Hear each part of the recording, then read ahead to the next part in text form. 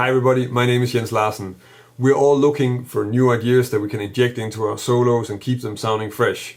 And in this video I'm going to take a dominant 7th chord and then I'm going to go over 3 different structures that I use a lot and that are maybe a little bit less common, so there's a good chance that you don't know them already and maybe you can start working with them. So I'm going to go over the structures, talk about how you practice them, and also show you a lick where I'm using it. And I chose to do this in sort of more of a modal setting, so I'm not really using it in a cadence, I'm using it just on a static dominant chord. If you want to learn more about jazz guitars or improvising over chord changes, interesting arpeggios or scale choices, then subscribe to my channel. If you want to make sure not to miss anything, then click the little bell notification icon next to the subscribe button. The examples that I'm going to go over in this lesson are all using a D7 chord, so that would just be this type of D7 sound and this type of scale that would go with it.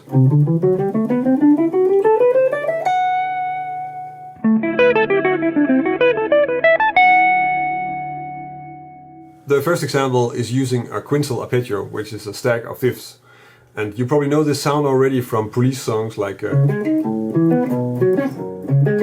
where we have these type of chords that are in fact a fifth and then another fifth stacked on top of that.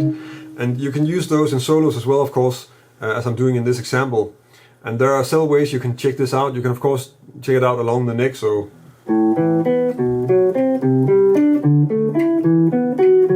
like this. Or you can also check it out in the position, because you kind of want to connect it to whatever it is that you're working on and whatever else you can play in the position where you're already playing. And this exercise is maybe a little bit difficult, but at the same time it's quite a good exercise for your right hand, and it's also a very good exercise for just having a really good overview of the scale and the position that you're in and really finding the notes that you need to find. And it sounds like this.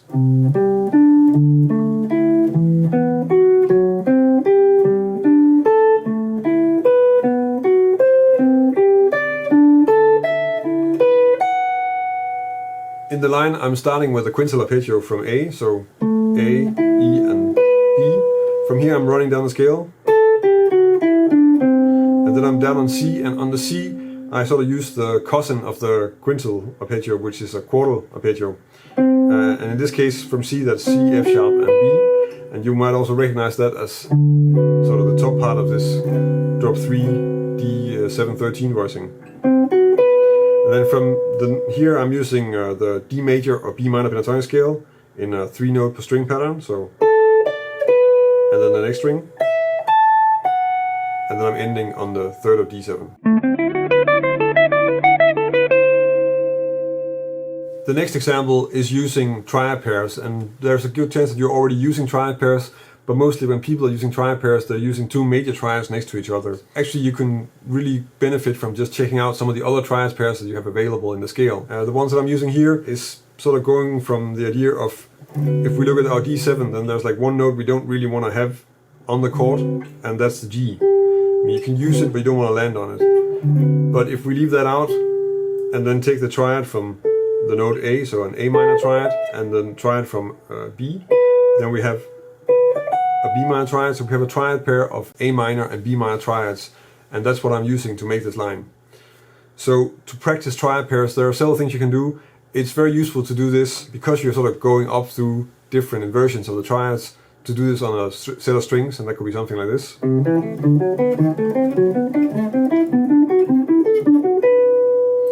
And another thing that can also be really useful is of course to do this in the position. That could be something like this.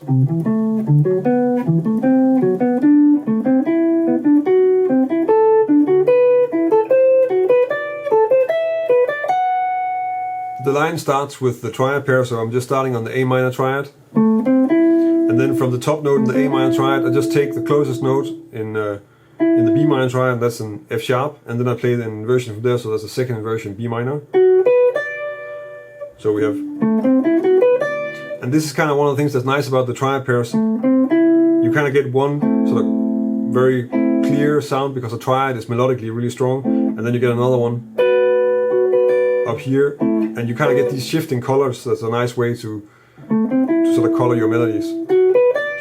Then I take this A minor triad, so that's another pattern, but still just an A minor triad, and then the same for the B minor. And then I'm going down to E, and then skipping down to A and then up the scale to land on the C, which is the 7th of the chord.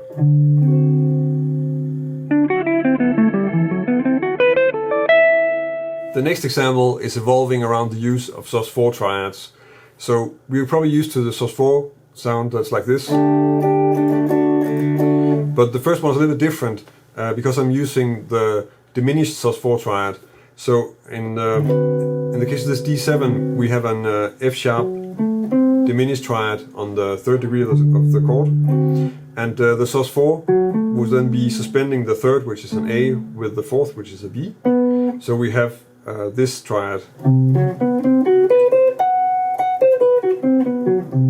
You might recognize this also as sort of the opening phrase in the song Inner Urge by Joe Henderson.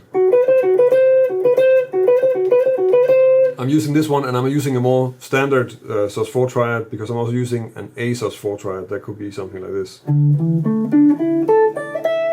The line starts by really stating the sound of the D7, so first the root D and then F sharp, and then kind of mimicking this in reverse by going down and doing the same interval from E and C, so E and then down to C. And then we get a small pentatonic fragment from an E minor pentatonic scale. And then we go into the F sharp diminished sus4 triad from this low F sharp, and then really just up the triad to the C here.